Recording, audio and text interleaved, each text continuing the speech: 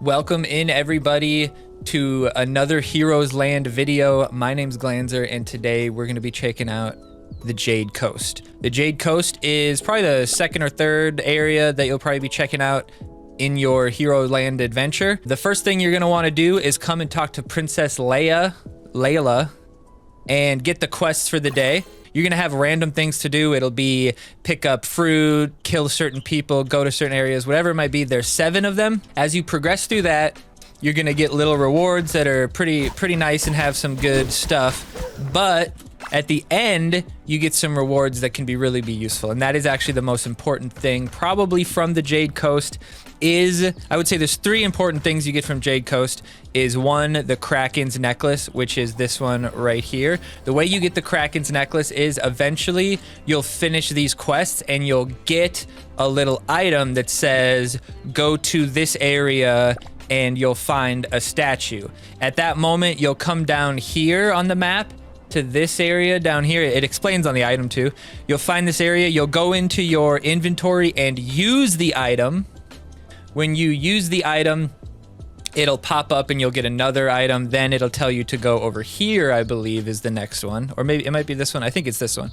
But one of these has another statue that's like a tentacle. And then when you do it there, you have to fight a little guy too.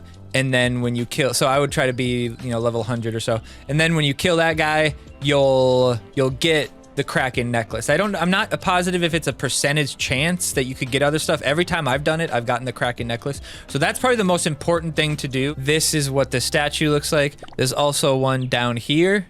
So when you finish these missions on the left here and you'll get a tentacle type thing, you then take it to, I think it's this one first. You beat a little NPC, then you'll get another tentacle, then you bring the tentacle here. It'll tell you where to go either way, but this is just, wanted to show you guys this is what it looked like. Now there is a boss, it's the mole rat. The mole rat will drop an item called the worn shovel. When you take the shovel, you'll take it to a specific place, and if you look at the item in your inventory, it'll tell you. So see if you can find a use for it by the molehill on the left side of Verdant Garden. You use the item by the hole and it'll pop up another item. Sometimes it'll be, and this is the second most important thing that you get here, are gacha tokens. You can get hero gacha tokens and you can get pet gacha tokens. And if you spend a lot of time here and you go through all this stuff and you're doing, there's also a treasure chest, which I'll explain. You can get a lot of those tokens and you can save a lot of gold and get all your guys leveled up pretty quickly, actually. You'll use the item and then you'll get other items. And sometimes you'll get the next item and then that'll tell you to go to the next hole. Then you use it there. So there's a chance that you won't get the next item and you'll get like gacha draws or gold or something like that, or a weapon or something. But then when you get to the end, you'll slowly go from like a common item all the way up to a mythic item. But when you get to the end, you'll do a final drop, and that drop can be something really big. It can be some good items. It can be really high drops for some gachas. It can be some good stuff. And then on top of that, you have treasure chests, which will, I think I actually put those in my stash as well, which will give you a mark on the map, 5248. It's usually some little nook and cranny on the map. And once you get to 5248, which is right here, up, down, left, right kind of thing.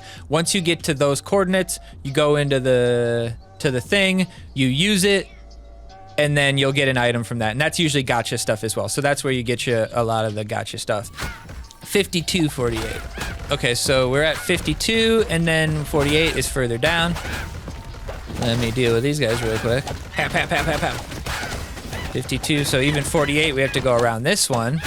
Like I said, it's always in a little thing, so it'll be right by these rocks here. Or behind this thing, I guess. So 52, 40. I don't know if it's got a leeway, let's find out. Okay, it's got a bit of a leeway. So see, that's 15 gacha. So that's pretty good. But like I was doing, I put them in my stash until I feel like doing them, and then I grab them all and then just have a treasure hunting mayhem. So you could grind them and have 5 or 6 of each different location and then be able to drop all of those at the same time. All right, but we are gonna head to the boss. Now, something to note about this boss, he won't be spawned in the same spot. He can spawn in any of these areas where there's a molehill. So the area that you fight him will be different, but the map shows where he is, so no big deal. Like I said, you'll want to have the Anunnakis. That's probably the biggest thing. Otherwise, doesn't really matter what you use. Then once you find him, once you go towards the hole, he'll pop up. So you want to get the Anunnakis on him, as obviously, but he's going to spawn multiple guys. So if you can get the Anunnakis on 2 of them, that's ideal. The only thing you really have to worry about is that right there, that circle, that little pitfall. If you go into that, you're going to get knocked into another area with a bunch of people.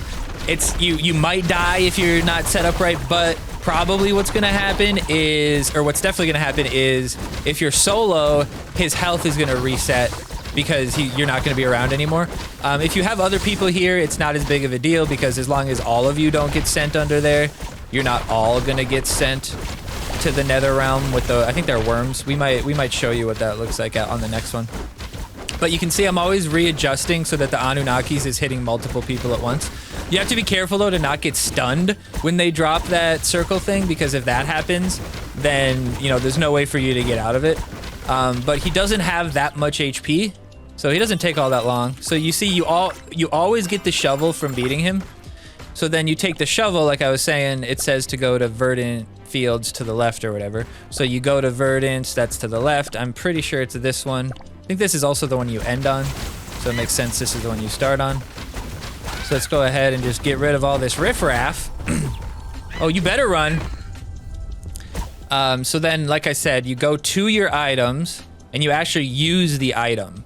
Where it goes to shovel. So you actually use it and it'll pop up the Worn Ruler. So the Worn Ruler is the next step. So then it'll say, find a use for this by the molehill to the left side of Thunder Lake. So you keep going through these different holes. I usually do it once I get to about 10 worn shovels, I'll start doing this, and then you can use all 10 of them at once. Because see, I can use all of these. So we got another ruler. We got gold there. We got gold there. So you can get other stuff. Gold, I would say, is probably the worst option. So see, I got 3 worn rulers there. Usually what happens if I do 10, I'll end up with about 4 pulls at the end of the final pull. Oh, and the monkey gives you gold, but he'll run away. So you want to try to catch him in an area where he can't really run away. And as you hit him, he'll drop gold. So it's a pretty good gold farm, but also you can just chase him and find him again and he'll have low health. So if you just keep following him, eventually he'll stop. But he does drop bananas. So you can O'Doyle's rules yourself, hit the banana, and then you won't be able to catch him. But we'll get trapped in the hole on this one to show you guys what happens. What happens when you get trapped in the hole. It's a bunch of these guys. But yeah, here's a chest example. Could be some treasure chest in there is typically the thing you're looking for there. All right, we got the mole rat. This guy used to have 50 HP. 50 star HP to start. It was wild.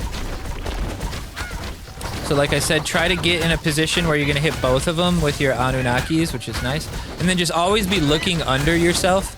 And, okay, here we go. So this is where you are. I'm not going to die under there, but see, he reset his health, right? So if you're solo, you just don't want that to happen. It's just not good. Not a good deal. I'm using the vampire because just a little extra shield. It's also got the scarab. We'll look at our build here in a little bit, but honestly, the build does not really matter all that much. I would say the only thing you need is Anunnakis and maybe a little bit of health to stay alive. Pretty good mythic drops from him, but other people are dealing with them now. So I usually don't. I usually only grind this place when there's no one else around. If other people show up, I usually just bail. But I appreciate you checking out this video and taking on the mole rat, the king mole. I appreciate you guys. Thank you so much for stopping by, and we will see you guys on the next one. Peace out.